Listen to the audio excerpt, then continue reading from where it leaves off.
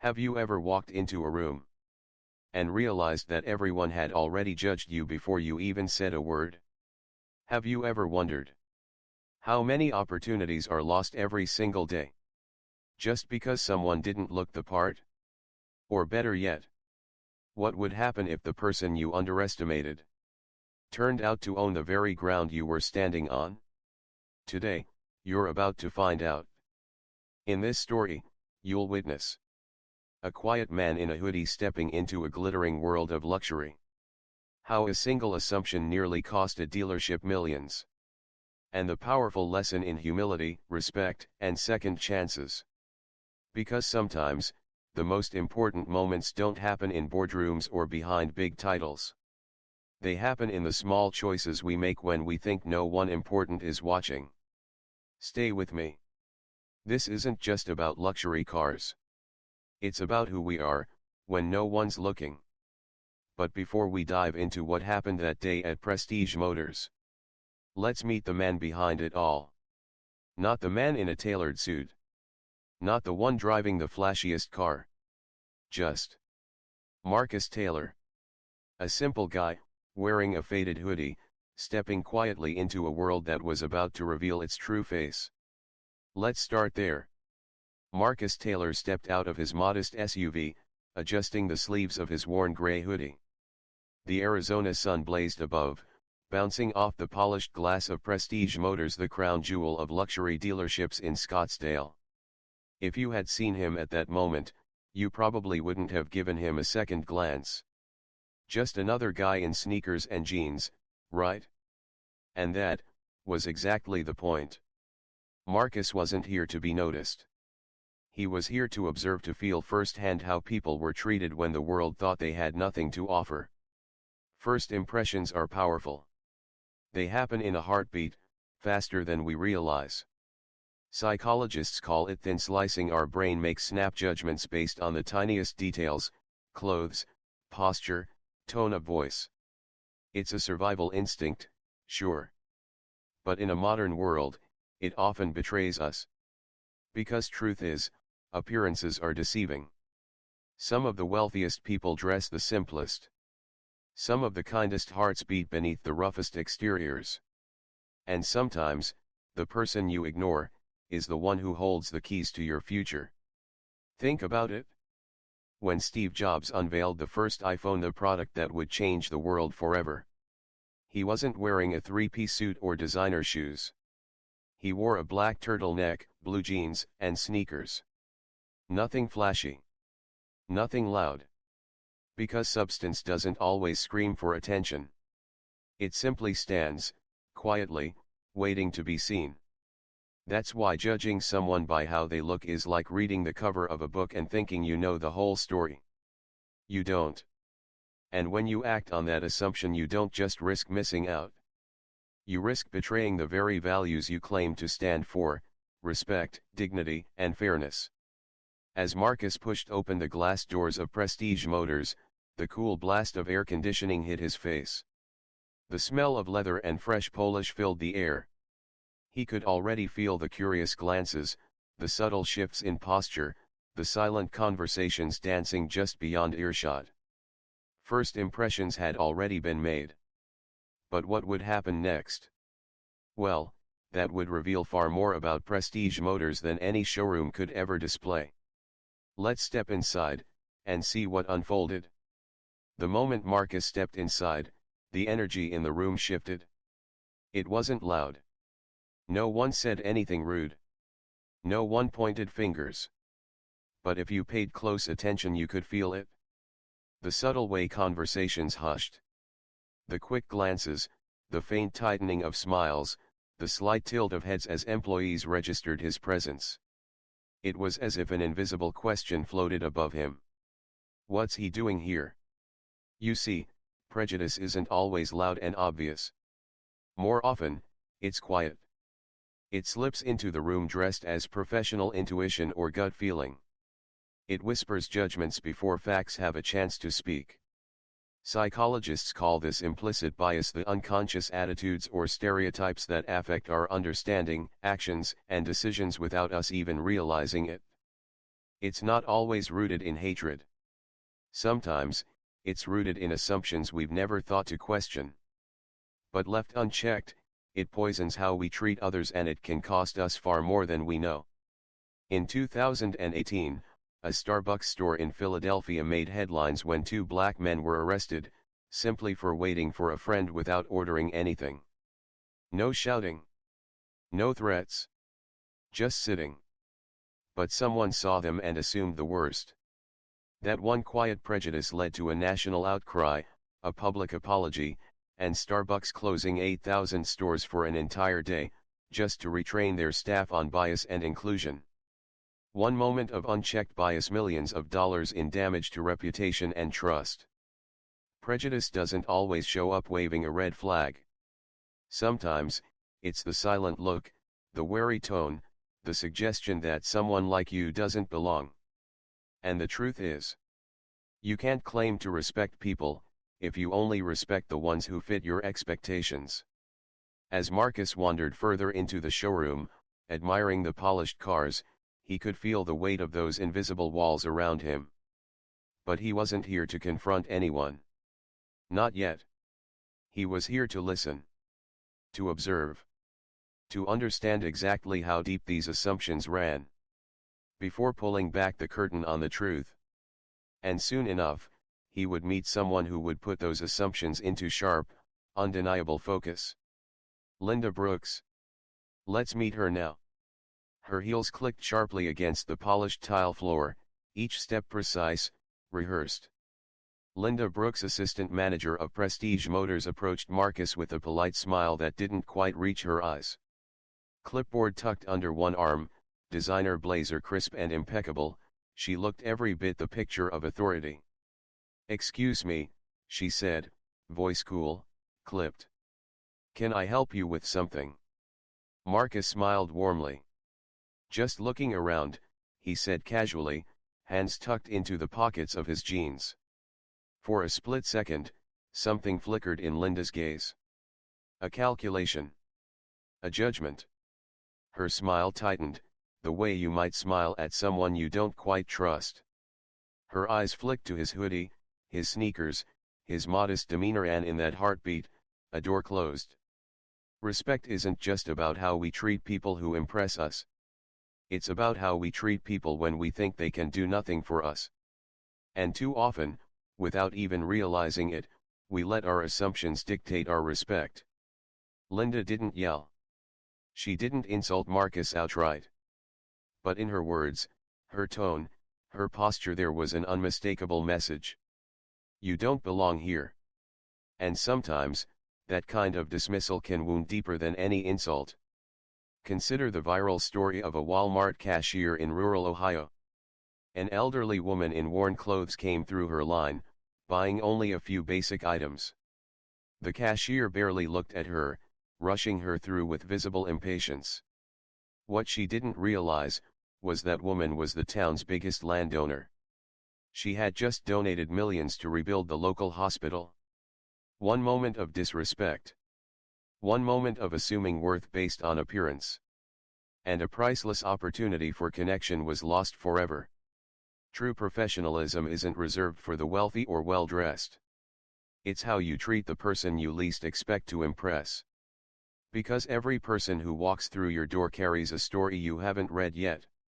And every interaction is a chance to show the kind of character that no paycheck or title can buy. Linda didn't know it yet. But her quick judgment, her subtle dismissal, was about to set off a chain of events that would change everything. Because when Marcus asked her a simple question, and she made one fateful assumption, she wasn't just risking a lost sale. She was risking the very foundation her career stood on. Let's see how that conversation unfolded, and the mistake that cost her far more than she could imagine. Marcus ran his hand lightly along the polished hood of a silver coupe, admiring its sleek lines. From the corner of his eye, he saw Linda shift uncomfortably, clutching her clipboard a little tighter. She stepped closer, clearing her throat. "Our vehicles," she said, her voice carefully neutral, "start at 6 figures. Perhaps I could recommend something more suited to your needs." The words hung in the air, smooth on the surface, but sharp underneath. She had already made up her mind. Marcus wasn't a serious buyer. He wasn't one of them. He smiled, masking the quiet sting her words carried. "Maybe you could," he said softly. "I'd love to hear what you have in mind. Here's the danger of assumptions. When you decide who someone is based on your first impression, you don't just limit them. You limit yourself.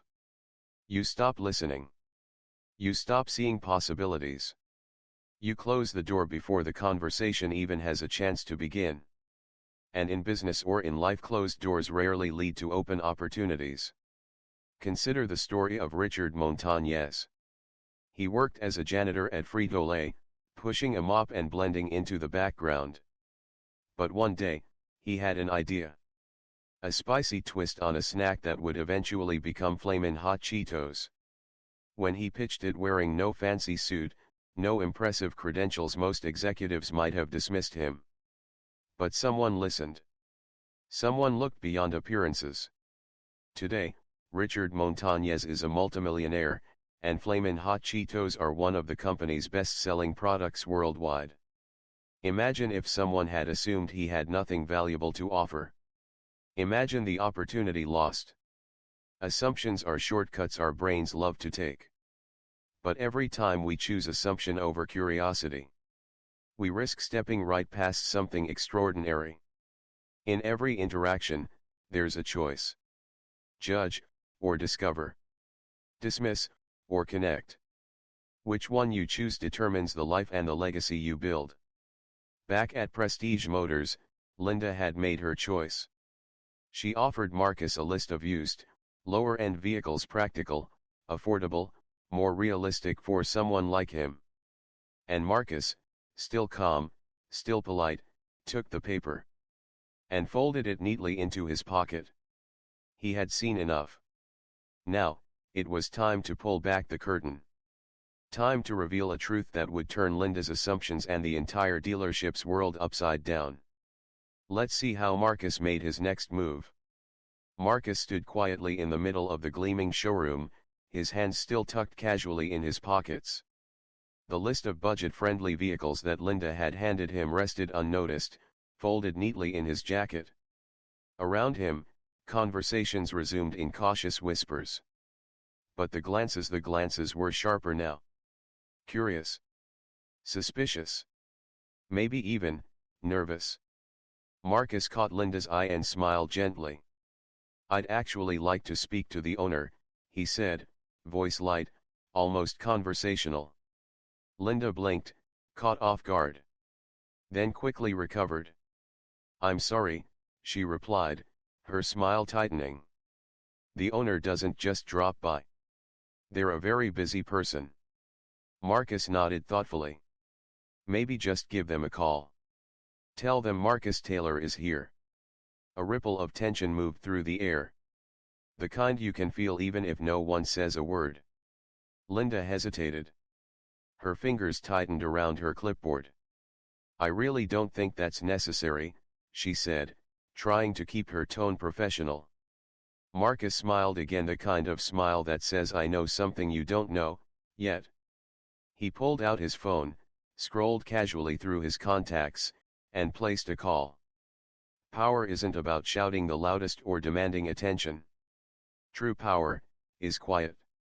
It moves with certainty, not noise. It doesn't need to announce itself because it knows exactly who it is.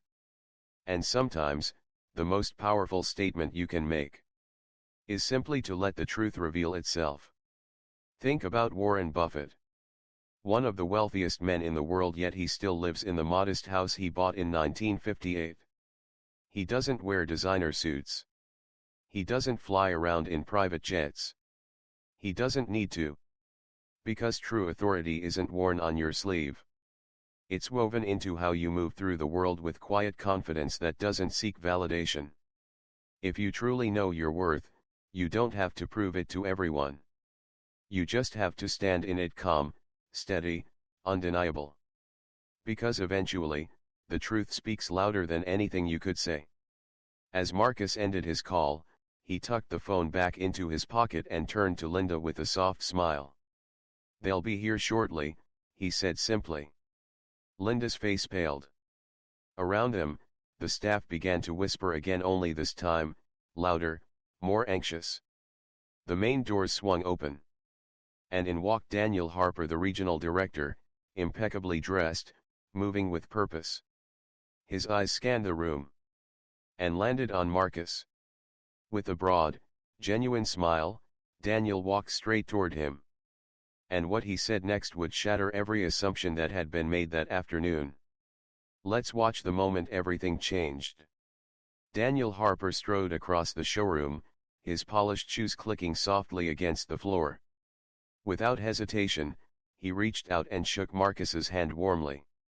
"Mr. Taylor," he said with a wide smile, loud enough for everyone to hear, "so good to see you. Welcome back." The entire room seemed to freeze. Clipboards were clutched tighter.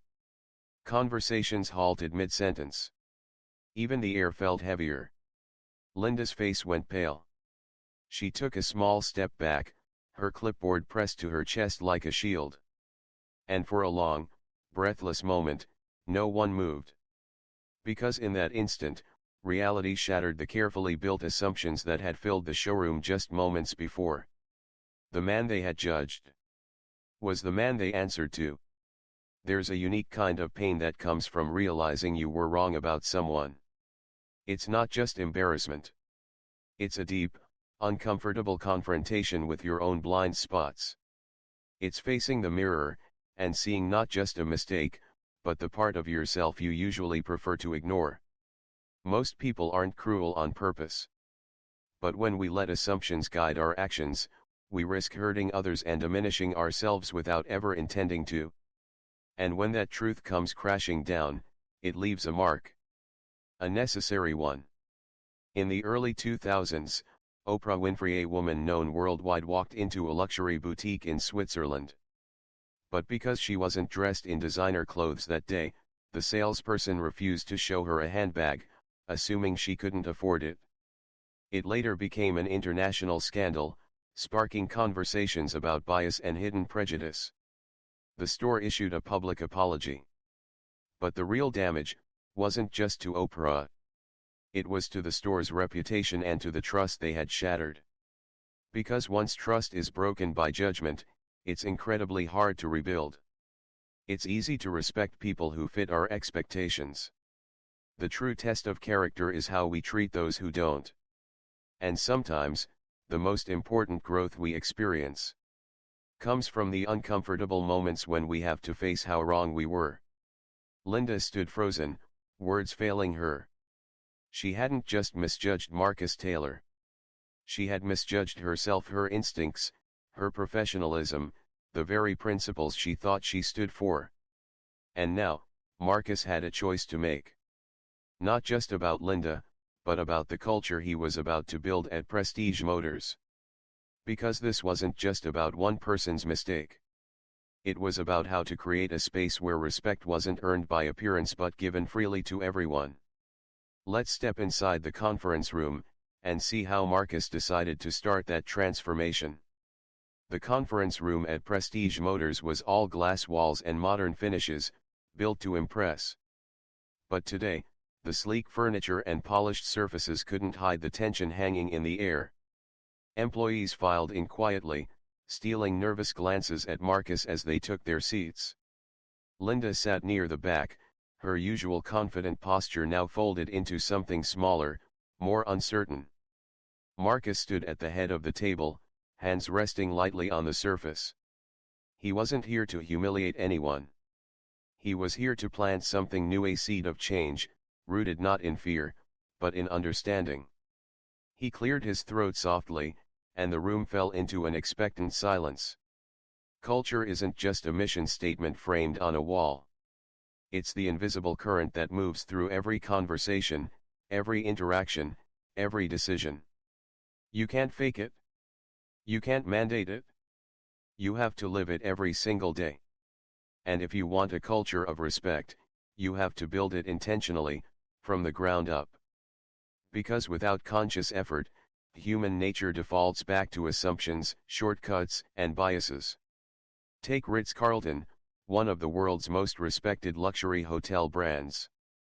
Their employees are trained from day one that every guest, regardless of appearance or status, deserves the highest level of service. They don't wait for someone to look wealthy or important. They assume everyone who walks through their doors is worthy of respect and act accordingly. That culture didn't happen by accident. It was built, brick by brick, through training, reinforcement, and most importantly, example. You don't build a culture by setting rules. You build it by setting expectations and living them yourself, even when no one's watching. Respect isn't a perk reserved for a few. It's the foundation that holds an organization together. Marcus looked around the room, meeting each gaze without anger, without judgment. This isn't just about what happened today, he said, his voice steady and warm. It's about who we are and who we want to become. And then he laid out a plan. Not for punishment, but for transformation. Bias training. Customer experience workshops. Anonymous feedback systems. Clear accountability not to catch mistakes, but to build pride. The path forward was clear. But there was still one crucial piece left: the human piece. Because change doesn't start with policies. It starts with people. And it starts with forgiveness, earned the right way. Let's see how Marcus handled the next, delicate step. As the last echoes of Marcus's words faded, the room sat in a heavy, thoughtful silence. Linda Brooks shifted uneasily in her seat, her hands tightly clasped together. For a long moment, she said nothing, then slowly, she stood. "I made a mistake," she said, her voice trembling just enough to reveal her heart. "I misjudged you. And for that, I'm truly sorry." Her words hung in the air, vulnerable and raw. Marcus nodded, his expression calm but firm. "Thank you, Linda," he said. "I appreciate your honesty." But then he paused long enough for everyone to lean in, waiting. "Apologies matter," he continued, "but what matters even more, is what you choose to do next. You see, forgiveness isn't a blank check. It's an invitation. An invitation to take responsibility. To rebuild what was broken. To prove not just through words, but through actions that you're willing to grow. Second chances aren't automatic. They're earned. And when offered sincerely, they can be one of the most powerful forces for change we have. Consider the story of Howard Schultz, the former CEO of Starbucks. After the incident in Philadelphia where two black men were wrongfully arrested, Schultz didn't just issue an apology. He closed 8,000 stores for a day of racial bias training, publicly acknowledged the company's failures, and committed to long-term systemic change. It wasn't about damage control. It was about accountability. And because of that, many customers and employees chose to trust Starbucks again. Not because the mistake didn't matter, but because the effort to fix it did. Mistakes are inevitable. But true leadership, true character is shown in how we respond after the mistake is made. Not by defending ourselves. Not by hiding. But by standing up, owning it, and doing the work to be better. Marcus let the silence stretch a moment longer, giving Linda's words and his own a chance to settle deep. He didn't offer easy absolution. He didn't sweep it under the rug. Instead, he made a promise. "We're going to build something better here," he said. "And it starts with every single one of us, including me." A few heads nodded. A few backs straightened. The culture reset wasn't just words anymore. It was alive. And as Marcus glanced around the room, a quiet hope stirred in his chest. Because this journey wasn't just about repairing a dealership. It was about redefining what true excellence and true humanity looked like. And it was only just beginning. Let's step back into the heart of the dealership, and see how this new chapter began to take shape. The afternoon sun slanted through the glass walls of Prestige Motors, painting golden stripes across the gleaming hoods of luxury cars. Marcus walked slowly through the showroom, his steps unhurried, his mind full.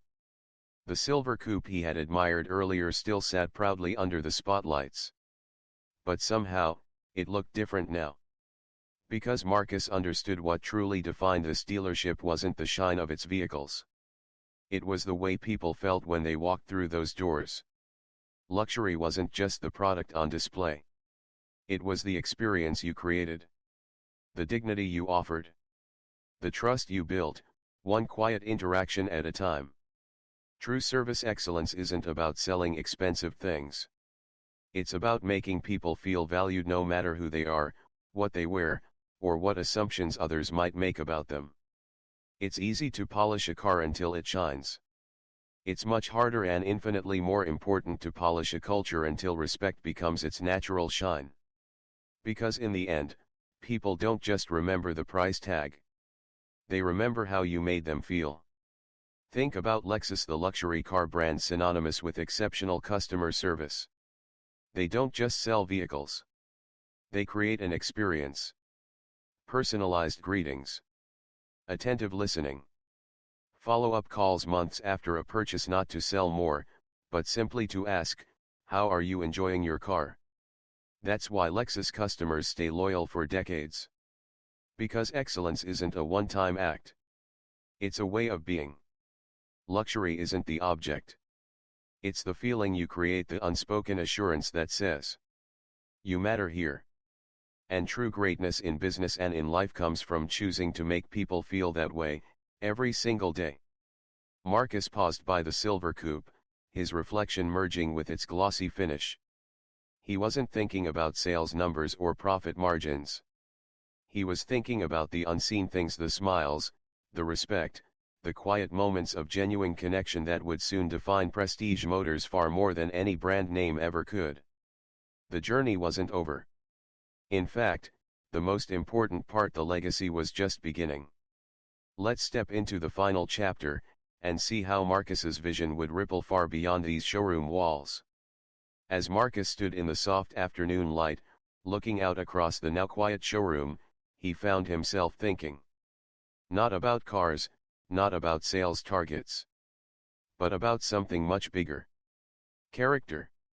Because at the end of the day, excellence isn't measured when the cameras are rolling, when important guests are announced, when big opportunities are expected. It's measured in the ordinary moments. When no one's paying attention. When no one important seems to be watching. When kindness, or patience, or respect, are choices we make simply because they are right. Integrity isn't built under the spotlight. It's built in the quiet, invisible spaces where real character lives. Anyone can perform when recognition is guaranteed. But true greatness shines when the stage is empty. When we act with dignity, compassion, and respect, even when no reward is promised. Because who we are in those moments is who we really are. There's a story that quietly circulated in the business world years ago. A CEO looking to hire a top executive invited final candidates to a lunch interview. But before they ever sat down, he watched how each candidate treated the restaurant staff. One candidate was polite to him but dismissive, impatient, even rude to the servers. That candidate had the most impressive resume. But he didn't get the job. Because the CEO knew. You can teach skills. You can't teach heart. And the way we treat those we think don't matter reveals everything about whether we truly understand leadership, trust, and service. True excellence isn't something you put on like a suit when the occasion calls for it. It's something you weave into every small moment. Especially the ones no one else sees. Because in the end, we're not remembered for the things we own. Or the titles we hold. But for the way we made people feel. When they least expected it. And most needed it. As Marcus turned away from the silver coupe, he felt a quiet sense of purpose settle over him. The real work was just beginning. Not just in transforming a dealership. But in creating a place where respect, kindness, and dignity weren't earned by appearances. but given freely, as a basic expectation of being human. And maybe, just maybe, if enough of us choose to live that way, even when no one's watching, we might just leave behind something better than luxury.